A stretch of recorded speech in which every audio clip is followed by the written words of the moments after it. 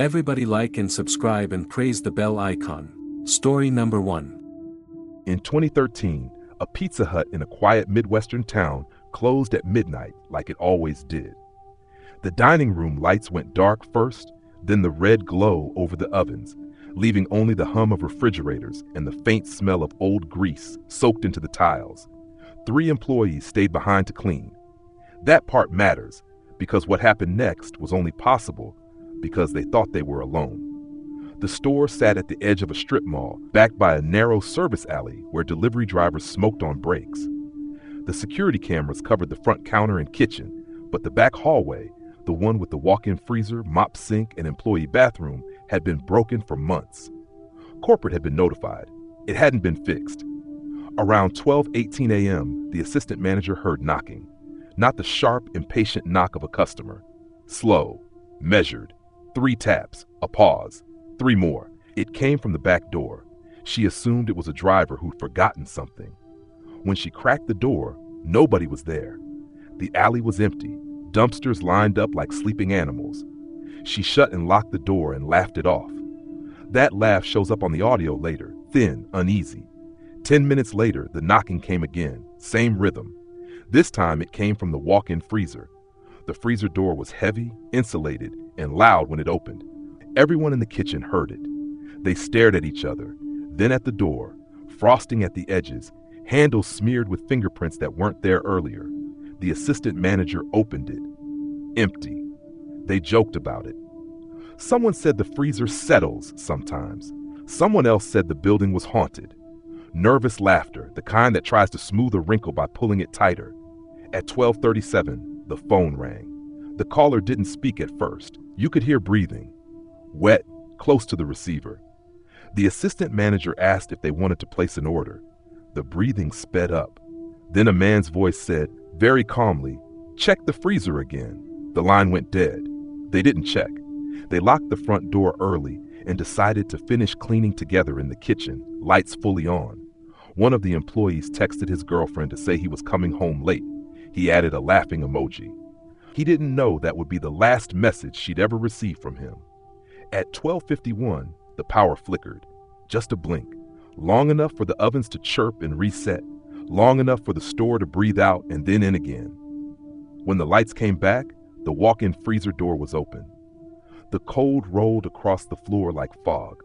Inside, behind stacked boxes of dough, they found a man crouched low, knees to chest, arms wrapped around himself. He was wearing a Pizza Hut delivery jacket, an old one, the kind they'd stopped issuing years earlier. His face was pale, lips blue, eyes wide and unfocused. He smiled when they screamed. Police later said he'd likely been inside the store for hours, hiding in the freezer, stepping out only when the lights flickered and the noise covered him. He knew the place. He knew the rhythms. He knew where the cameras were broken. What they couldn't explain was how the back door had stayed locked from the inside. The man lunged.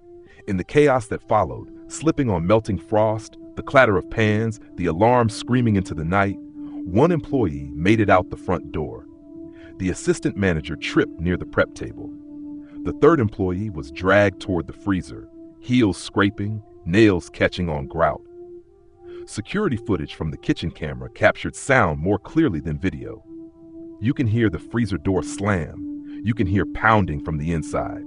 You can hear the man whisper something that never made it into the police report. By the time officers arrived, the store was quiet. The freezer was locked. They broke it open. The employee inside was alive, but barely. Severe hypothermia, frostbite on his fingers where he tried to claw his way out. He survived. He remembers the dark and the cold and the sound of someone breathing just outside the door, counting softly like timing a pizza in the oven. The man was gone. No forced entry. No fingerprints that led anywhere. The old delivery jacket was left folded on the floor, neatly like an offering. Pizza Hut corporate called it an isolated incident. The store reopened 3 weeks later with new cameras and brighter lights. Customers complained that the freezer smelled wrong for months after, sweet and rotten under the usual cold. Employees refused to work closing shifts alone. Then a year later, a different Pizza Hut 2 states away reported the same knocking. 3 taps, a pause, 3 more. Their freezer camera, new, functional, caught a single frame during a power flicker, just long enough to see a man standing perfectly still between the shelves, wearing a jacket that didn't belong to anyone on the schedule, smiling like he'd been waiting for the timer to go off. Police never caught him. What they did find, buried in old incident logs, were earlier reports, dating back to the late 90s, of after-hours break-ins at pizza chains along highways. Always late, always quiet, always involving freezers and locked doors. One note, scribbled by a manager decades ago, stood out. He knows when we close. Everybody like and subscribe and praise the bell icon. Story number 2. The Pizza Hut I worked at sat between a payday loan place and a closed-down movie theater, the kind with torn posters still taped inside the glass. It was open late because the highway ran a mile away and truckers liked hot food after midnight. On paper, nothing bad had ever happened there. No robberies, no assaults, just a string of employees who quit without notice and a manager who never worked closing shifts. I started there my sophomore year of college, closing 5 nights a week. By midnight, the store smelled like grease soaked into old carpet, yeast, and burnt sugar from the dessert pizzas nobody ordered anymore. The ovens hummed constantly, a low animal sound, and the fluorescent lights made everyone look tired and slightly sick. The first weird thing I noticed was the back door. It had an alarm sensor, but sometimes, usually after 1 a.m., it would beep like it had been opened and closed. The manager blamed temperature changes. "Metal expands," he said, shrugging. Still, every time it happened, the walk-in freezer temperature would spike for a few minutes, like warm air had rushed inside. The freezer was at the end of a narrow hallway behind the prep area. You could hear it before you reached it, a deep rattling growl like someone breathing through clenched teeth. Nobody liked going in there alone. The light flickered, and the door had to be pulled hard to shut, as if something inside resisted it. One night, I was restocking dough trays when I heard movement behind me. Slow, wet footsteps. I assumed it was the driver coming back in. Without turning around, I said, "We're almost out of pan crust." No answer. The footsteps stopped. I turned around. The prep area was empty. The only sound was the ovens and the freezer's low rumble. I told myself my brain was inventing things because it was 2 a.m. and I'd had too much soda. 10 minutes later, the driver came in and asked why I'd been pacing in the hallway. "I wasn't," I said. He frowned. "I saw someone on the camera, back by the freezer. Thought it was you." We checked the monitor. The camera angle was bad, grainy, but you could see the hallway clearly. For about 30 seconds, a shape stood there, tall, too tall. Its shoulders nearly brushed the top of the frame. It didn't move, just swayed slightly, like it was struggling to stay upright. Then it stepped into the freezer. The door never opened. We watched the footage again and again. The shape just passed through the metal door. The freezer temperature log showed a sudden jump right after. We told the shift manager the next morning. He watched the footage once, then deleted it. Said the system glitched all the time. Told us to stop messing around. After that, things escalated. Pizzas started coming out wrong in ways that didn't make sense. Extra toppings nobody added. Pepperoni arranged in tight spirals. Crusts torn open from the inside, like something had pushed up while baking. Customers complained about a smell that wasn't food. "Like old blood," one woman said, wrinkling her nose. Late at night, the phone would ring, and when you answered, there'd be heavy breathing on the other end. Not prank call giggling. Just slow, deliberate breathing, like someone holding the receiver against their mouth. One night, the breathing stopped, and a voice whispered, "It's cold back here." I slammed the phone down so hard it cracked the plastic. A week later, a new hire named Marcus started. First closing shift, he joked about the place being haunted. Said every restaurant had stories like that. Around 1:30 a.m., I sent him to the freezer to grab sausage. He didn't come back. After a few minutes, I called his name. No answer. The driver and I went to the hallway. The freezer door was closed. Frost curled out from the seams like white fingers. I pulled the handle. It wouldn't budge. From inside, something scraped against the metal. Slowly, deliberately. Then Marcus screamed. It was muffled, distorted, like his mouth was full of something thick. He pounded once on the door, then again, weaker. The temperature display above the freezer dropped rapidly, plunging past safe levels. We yelled for him, pulled at the handle until our hands burned from the cold. The screaming turned into wet choking sounds, then stopped altogether. The freezer door finally swung open. It was empty. No Marcus, no sausage box, just the shelves rimed with ice and the smell, sweet and rotten at the same time. On the back wall, scratched into the frost, were fingerprints, not handprints. Long, dragging marks, as if something with too many joints had pressed itself against the wall. The police came. They searched the building, the dumpsters, the theater next door. They reviewed the cameras. On the footage, you could see Marcus enter the hallway. You could see him open the freezer. You could also see something already inside. It unfolded itself from the shadows, taller than the shelves, its skin pale and stretched tight like overproofed dough. Its face was wrong, flattened, with a mouth that split far too wide. It wrapped around Marcus in a way that looked almost tender, then pulled him inside itself. The freezer door closed on its own, the footage corrupted right after that. The case went cold fast. No body, no evidence the footage hadn't been tampered with. Pizza Hut corporate shut the store down for renovations. They painted over the freezer walls, replaced the door, installed new cameras. They reopened 3 months later with a grand opening banner and discounted pies. I didn't go back. Last year, out of morbid curiosity, I looked up the store online. The reviews were recent. People complained about orders taking too long late at night, about a strange smell near the back, about hearing movement in the kitchen after closing. One review stuck with me. Food was fine, it read, but I swear when I went to pick up my order, someone was standing in the back hallway, staring at the freezer. He looked cold, like he'd been there a long time. Everybody like and subscribe and praise the bell icon. Story number 3. The manager kept telling me nothing bad ever really happens at a Pizza Hut.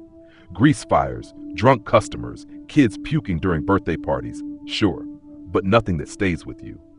I believed him until the closing shift I worked in October of 2016. The one corporate never talked about again. I was 19 and broke, working delivery and closing dishes at a Pizza Hut just off a highway exit. The dining room closed at 11, but delivery ran until midnight. After that, it was just 2 of us inside, me and the shift manager, Aaron. The place always felt wrong after closing. Without customers, the restaurant made noises it didn't make during the day. The ovens ticked and cooled like they were breathing. The walk-in fridge hummed low and uneven, like someone whispering behind a wall.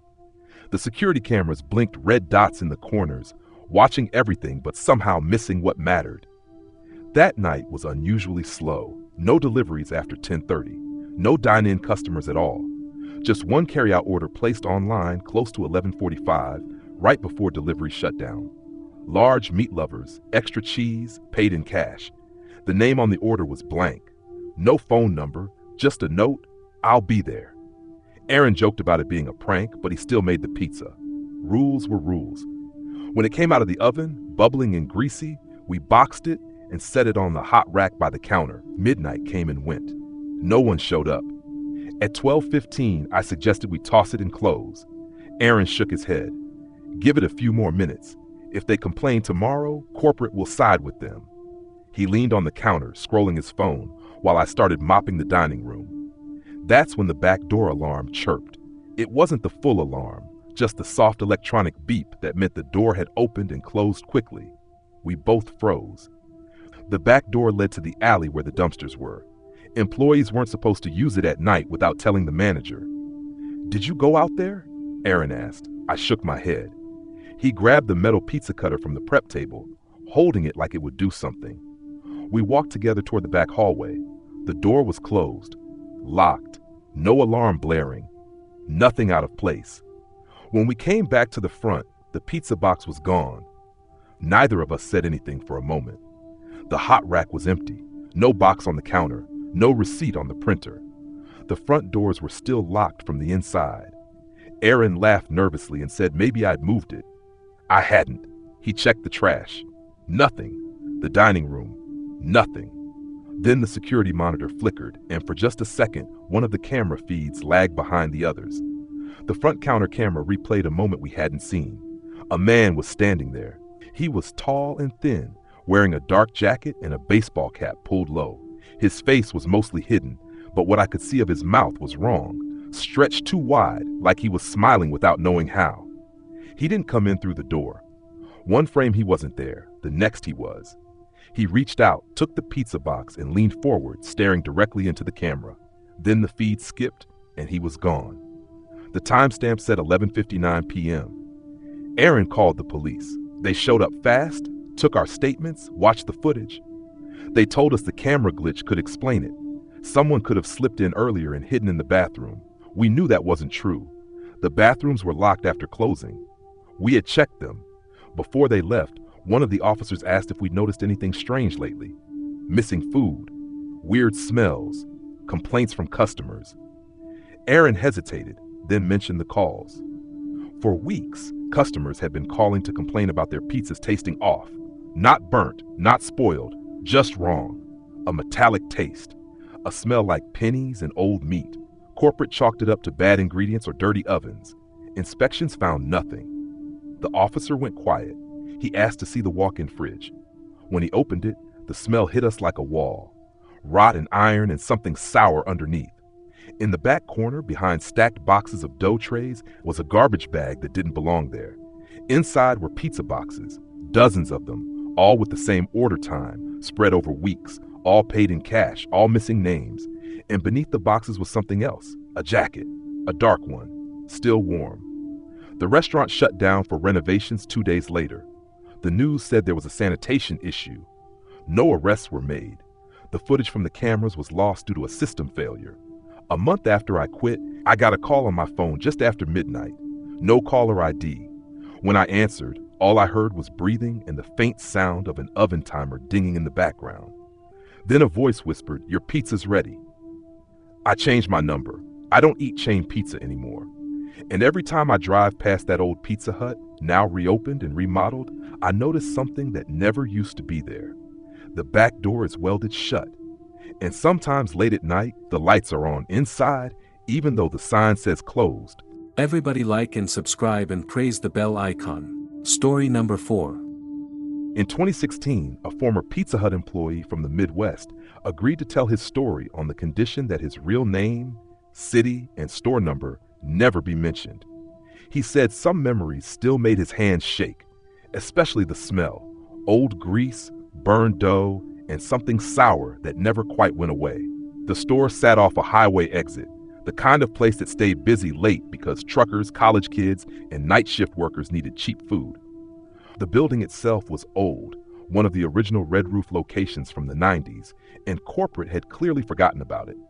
The dining room lights flickered, the ceiling tiles were stained. The walk-in freezer groaned like it was alive. He worked closing shifts. Midnight was normal.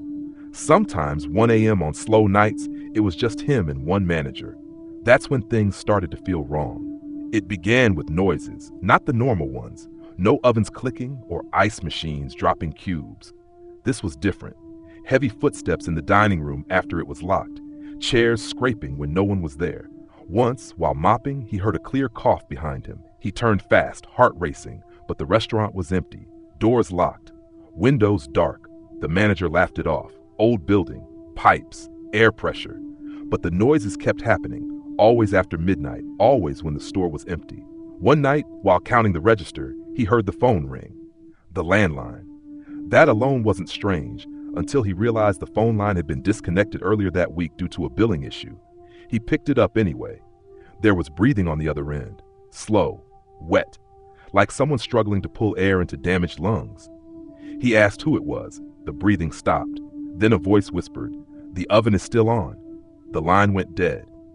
They checked the kitchen. Every oven was off, cold. After that, food started going missing. Not stolen, prepared. A full pan of dough used overnight. Toppings rearranged. Pepperoni placed carefully in circles on prep tables like symbols. Once, someone had spelled a name in cheese near the sink. A name neither employee recognized. Security cameras were installed after corporate complaints. For the first few nights, nothing happened. Then on a Thursday around 12:47 a.m., motion alerts triggered in the dining room. The footage showed chairs sliding across the floor on their own. One by one, slowly, like someone was arranging seating for a party that would never arrive. Then the camera froze. When it came back online, there was a figure standing near the salad bar. It didn't move. It didn't blink. It was tall, thin, and dark, like a person-shaped shadow where a person should be. No face, no details, just wrong. The footage cut out again. The next morning, corporate blamed a software error. The employees were told to stop spreading rumors. A week later, the manager didn't show up for a closing shift. His car was found in the parking lot, keys inside, phone on the driver's seat, wallet untouched. Police searched the building. Nothing. 3 days later, a delivery driver quit after refusing to enter the store. He said he saw someone standing inside the walk-in freezer, pounding on the door from the inside, even though it was locked and empty when he checked. That same freezer began malfunctioning constantly. Temperatures dropped too low. Ice formed on the walls in thick sheets. One night, written in frost on the inside of the door, someone found 4 words: "Still hot, still hungry." The employee telling this story quit the next day. No notice. He said as he was grabbing his jacket from the break room, he felt a hand rest on his shoulder. Heavy, cold. A voice whispered in his ear, calm and patient, "You forgot to clock out." He never looked back. Months later, he learned the store was quietly shut down. No explanation. The building sat abandoned for years, windows boarded up, red roof peeling. Locals say at night, the ovens sometimes glow inside. And if you stand close enough, you can smell fresh pizza baking, warm, greasy, and unmistakably real, even though the place hasn't served food in a long time. And sometimes, the phone rings. Everybody like and subscribe and praise the bell icon. Story number 5. It started with the phones. After 11 p.m., when the dining room closed and deliveries slowed, the phone would ring once and stop. No caller ID, just a single ring, like someone testing if we were still alive in there. We joked about it at first. The manager said it was probably a fax line misfiring from next door. But it happened every night, always around 11:17. If you picked up fast enough, there was breathing on the other end, shallow and wet, like someone had been running. When you asked if they wanted to place an order, the line went dead. The freezer was worse. It was in the back, a white metal box that smelled like yeast and cold pennies. The light inside flickered, and the door stuck unless you pulled it just right. On my 3rd week, I was sent back to grab pepperoni. As I bent down, I heard the freezer door creak behind me. I turned, expecting a prank, but no one was there. The door was almost shut, a thin blade of light slicing across the floor. I yanked it open and laughed too loud, my heart banging. When I came out, the cooks were all at the cut table, knives moving, eyes down. No one had gone near the freezer. A few nights later, the door shut again, harder this time. I felt the thud through my boots. I screamed, slipped on frost, and clawed at the handle. It opened, but the handle was sticky, smeared with something dark that wasn't there before. Sauce, I told myself. We spill sauce everywhere. Still, I washed my hands until they burned. The phone rang at 11:17.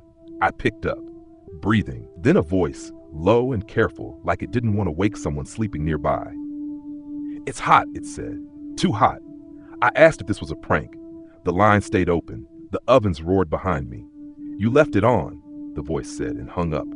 That night, the ovens didn't turn off. The timers chirped and chirped even after we pulled the pies. The digital screens glitched, numbers crawling like ants. The manager flipped breakers. Nothing changed. Heat bled into the kitchen, thick and nauseating. We opened the back door to the alley, cold air slamming in, and that's when we saw the delivery car idling, headlights on, driver's door open. The driver had clocked out an hour earlier. The keys were in the ignition, warm. We started finding things out of place. A single shoe behind the dumpster. A receipt printed at 11:17 for an order we never made. 1 large cheese, extra bake, carryout. Name field blank. The address line filled with our own store number. The cook stopped joking. No one went into the freezer alone. The call came on a Friday, the store loud with the last rush. I answered without thinking. The breathing was closer, right up in my ear. "I'm in the back," the voice said. "Don't lock it."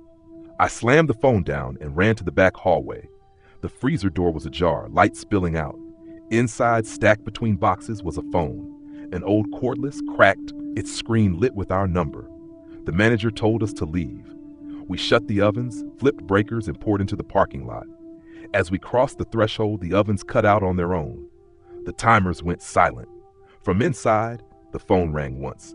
The next day, the store was closed for maintenance. A corporate guy came in, replaced the freezer latch, swapped the phones. He laughed when we told him about the calls, the heat, the car. Urban legends, he said. Every late-night shop has one. I quit the following week. 2 months later, I drove past on my way home. The sign was dark. Paper covered the windows. A handwritten notice flapped on the door. I pulled over and read it through the glass. Closed indefinitely due to an incident during overnight hours. No details. At 11:17 that night, my phone rang once and stopped. I didn't answer. I never answer unknown numbers now. Sometimes when I pass a Pizza Hut, I swear I feel heat rolling out into the parking lot. Like the ovens are still on. Like something inside doesn't know the store is closed and is waiting for someone to unlock the back door. Everybody like and subscribe and praise the bell icon. Story number 6.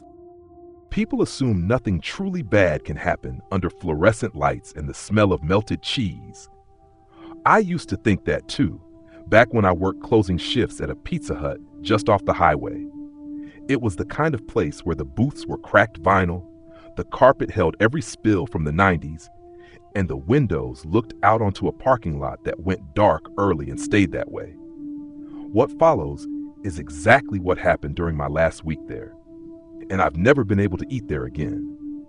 I worked delivery and prep, which meant I was always in the back after midnight, counting sauce cups, washing pans, and breaking down the line while the ovens clicked and cooled like they were breathing.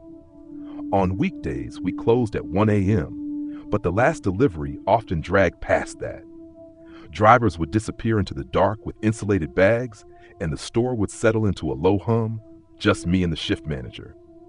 That week, it was just me most nights. Corporate had cut hours. The manager would leave early, trusting me to lock up. The first strange thing was the phone. It rang at 12:47 a.m., well past the dinner rush. Caller ID just said unknown. When I answered, there was only breathing. Not heavy, not panicked. Careful breathing, like someone holding the receiver too close to their mouth. I asked if they wanted to place an order. The breathing stopped. Then a man whispered, "Is the oven still hot?" I laughed it off and hung up, figuring it was a prank. 5 minutes later, the phone rang again. Same breathing. This time he said, "You forgot to clean behind it." Behind the oven. No one could see behind the oven from the front. The oven sat against the back wall, blocking the view completely. I checked the back door. Locked. I checked the storage room. Empty. I told myself it was someone who used to work there, someone who knew the routine. I locked up early and left. The next night, a delivery came back untouched. It was a large pepperoni, extra cheese, paid in cash. The address was a new development just past the tree line, the kind of place where the streets didn't show up right on GPS yet. The driver returned pale and shaking, said the house didn't exist. The street ended in a dirt turnaround. No porch lights, no mailbox. He swore he saw a light flicker in the woods when he honked, like someone acknowledging him. We threw the pizza away. An hour later, when I went to take out the trash, the box was back on the prep table. Closed, cold. My name written on the lid in black marker. I asked everyone. No one admitted it. There was no marker in the store. I threw the box in the dumpster and locked the lid. When I came back inside, the ovens beeped once, like a notification. The temperature display flashed for a second and read ready. We hadn't turned them on. On the third night, the freezer alarm went off. That alarm only triggered if the door was left open or if the temperature spiked. I went in shivering, breath fogging in the light. The door was shut. The alarm kept screaming anyway. As I checked the thermometer, I noticed the frost on the back wall wasn't random. Someone had traced shapes into it with their fingers. A crude smile, 2 dots for eyes. Under it, a word scratched so deep it cut through to the metal. Deliver. I quit on the spot, or I tried to. I called the manager and told him everything. He laughed, said kids messed around back there all the time, said he talked to corporate. He asked me to work one more night to close, just until he could get coverage. I should have said no. I needed the money. I said yes. That final shift was quiet. Too quiet. No calls, no deliveries. The store felt empty in a way I couldn't explain, like sound itself was being absorbed by the walls. Around 12:30, the front door chimed. A man stood there wearing a Pizza Hut jacket, old style, faded logo, grease-stained cuffs. I didn't recognize him. He smiled like he'd practiced it in a mirror. I asked if I could help him. "I'm here for my order," he said. I checked the screen. No orders. I told him that.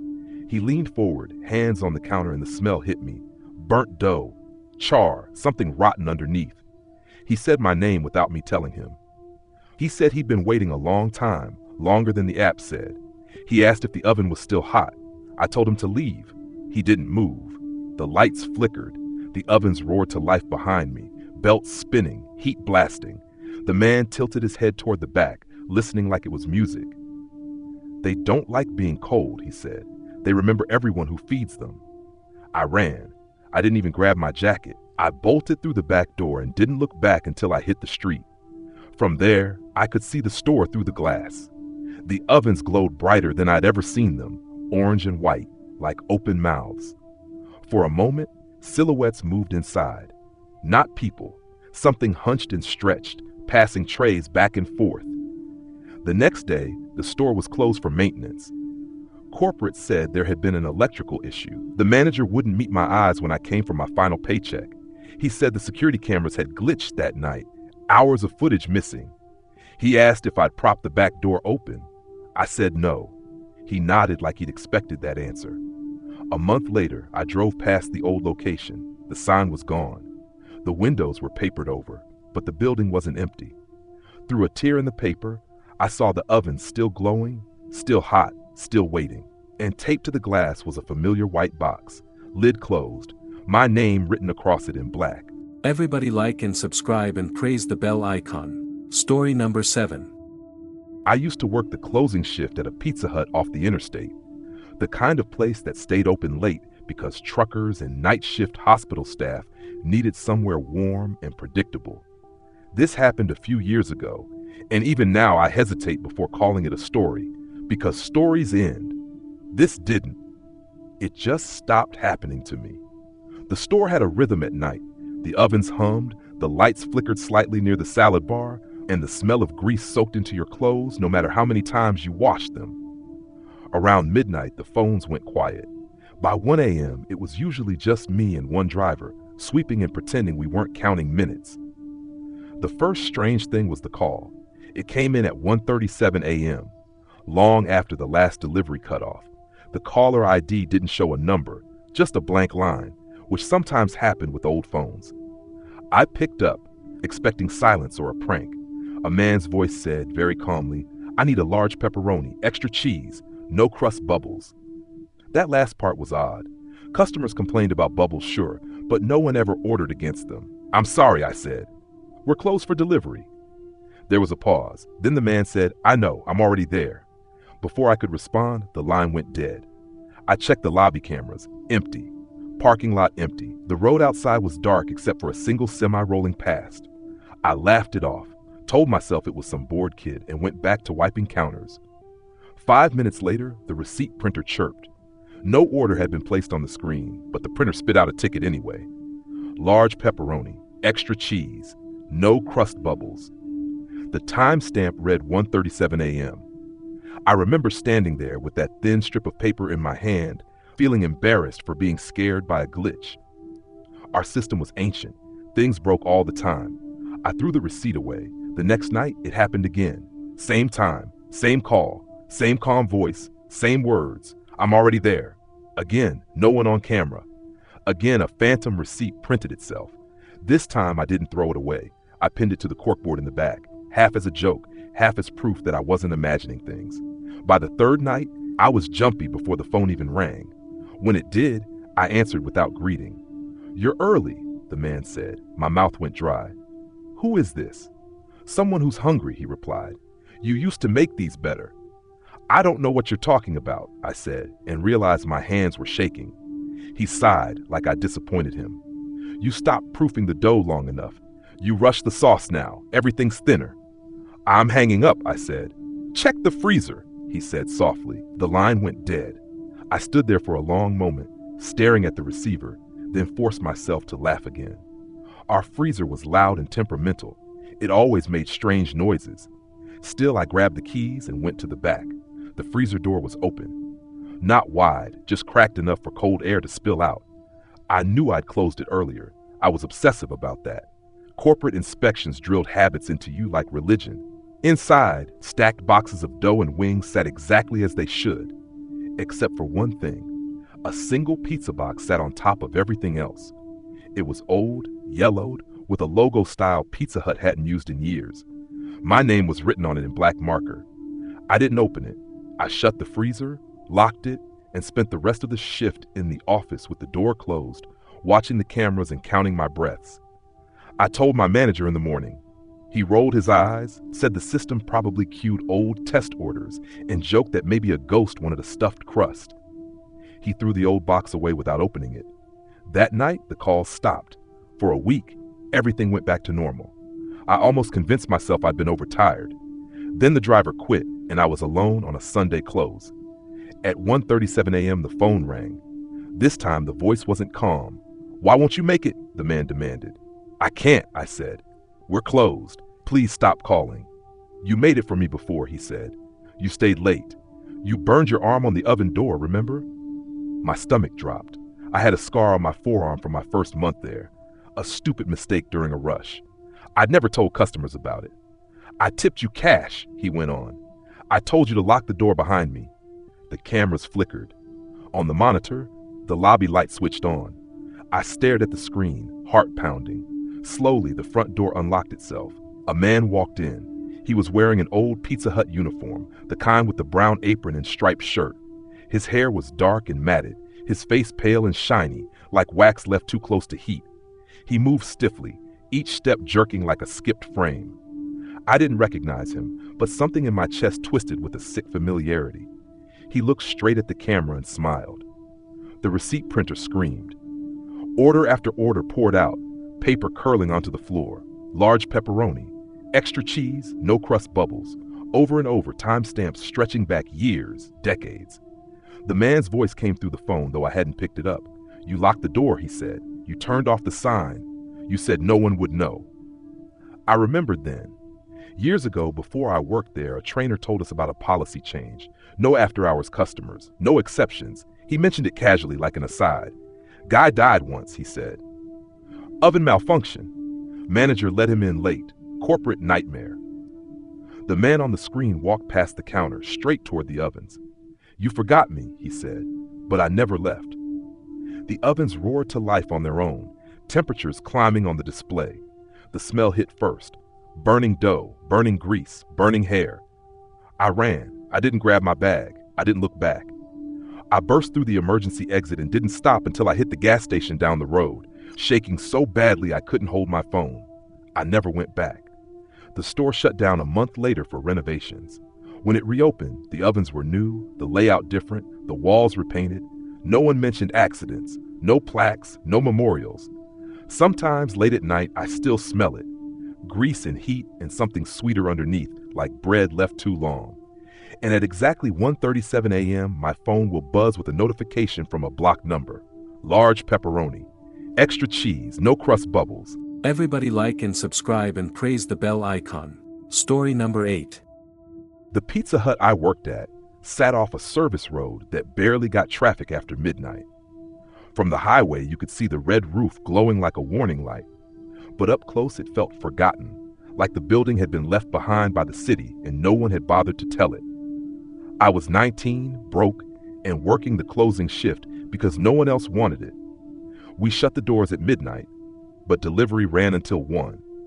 That last hour was always quiet in a way that made the oven sound louder and the shadows feel closer.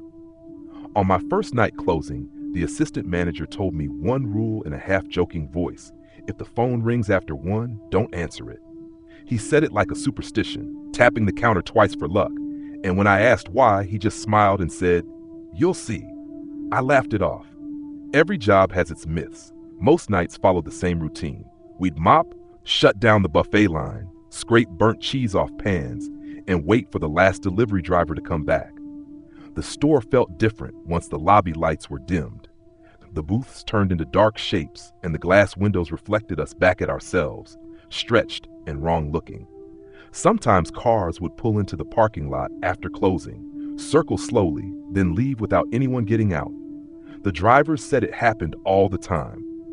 About 2 weeks in, I was alone at the front counter counting the drawer while the cook cleaned the back. It was 12:58 a.m. The phones were silent, the ovens hummed.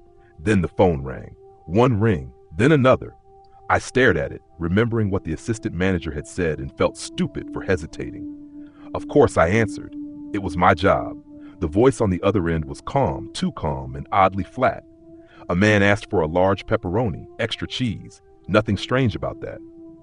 But when I asked for the address, there was a pause so long I thought the call had dropped. Then he gave me our own address, the Pizza Hut's address. I told him we didn't do dine-in orders over the phone. He laughed softly and said, "I know where you are. I can see the ovens from here." My stomach tightened. I looked up at the dark lobby, at the reflection in the glass, half expecting to see someone standing behind me. I asked him if this was a prank. He said, "Check the men's room." Then he hung up. The cook swore it was just someone messing with us, but his face had gone pale. We checked the bathrooms together, armed with nothing but a mop handle and a pizza cutter. They were empty. No signs of forced entry. Nothing. We locked the door again and finished closing in silence. The next night, the phone rang at exactly 12:58 again. This time I didn't answer. It rang until it stopped, then rang again. The cook unplugged the phone, muttering under his breath. 5 minutes later, the delivery screen flickered and an order popped up on the system. Large pepperoni, extra cheese, delivery address, Pizza Hut. We stared at the screen, both of us certain neither had touched the keyboard. The system printed the ticket by itself, the paper sliding out slowly like it was being pushed by an invisible hand. When the printer finished, the oven shut off, all at once. The lights flickered, then steadied. The cook quit that night. After that, I was usually alone for the last hour. Drivers refused to stay past midnight. Managers scheduled me because I hadn't complained and I needed the money too badly to say no. I told myself there had to be a rational explanation, a glitch, someone with access codes. Stress making things feel worse than they were. But the calls kept coming. Sometimes the voice would whisper my name, stretching it out like he was tasting it. Sometimes he'd ask what time I got off, or whether I locked the back door yet. Once he told me exactly how many slices were left on the warming rack without being able to see them. Another time he asked me why the camera over the soda machine had been broken for 3 weeks, when I hadn't even known it was broken. I started checking the store obsessively. Every corner, every vent. I made sure the doors were locked and the alarm was set, but the feeling never left. It was like being watched from somewhere just out of sight, somewhere the cameras didn't reach. The worst night was the one when the delivery driver didn't come back. He left with the last order at 12:30, just a couple of streets away. By 1, he should have been back, clocking out and complaining about tips. By 1:15, his phone went straight to voicemail. At 1:20, the store phone rang. I answered without thinking. The voice was smiling this time. I could hear it. He said, "Your driver took a wrong turn." I asked him what he meant, my hands shaking so badly I nearly dropped the receiver. He told me to look at the delivery map on the screen. A new order appeared. Same pizza, same modifiers. The address was a set of coordinates instead of a street name, blinking slowly like a heartbeat. When I clicked it, the map zoomed out to a patch of trees behind the store, a narrow strip of woods that separated us from the highway. The woods employees joked about but never went into. "I'm still hungry," the voice said. "Bring it yourself." I hung up and called the police. They came, took my statement, and went looking for the driver. They found his car parked behind the store, engine cold, door open. No sign of him, no struggle, just his hat on the passenger seat and the smell of cold pizza in the air. The case went unsolved. The store closed early for a few nights, then reopened like nothing had happened. Corporate sent an email about safety procedures and moved on. I quit shortly after, but the calls didn't stop. They came to my cell phone from blocked numbers, always at 12:58. Sometimes the voice would ask me if I missed the smell of dough in the ovens. Sometimes he'd ask if I remembered to lock up. I changed my number. I moved. I stopped answering unknown calls. Last week, years later, I was driving through my old town and saw the building again. The Pizza Hut was closed, the sign dark, the windows covered in dust. As I slowed at the light, my phone rang. Blocked number. Against every instinct I had, I answered. The voice was older now, rougher but unmistakable. He said, "We're open again. Same order as always." I looked up at the building, and for just a second, I saw the ovens glowing inside, bright and hot like someone had never really left.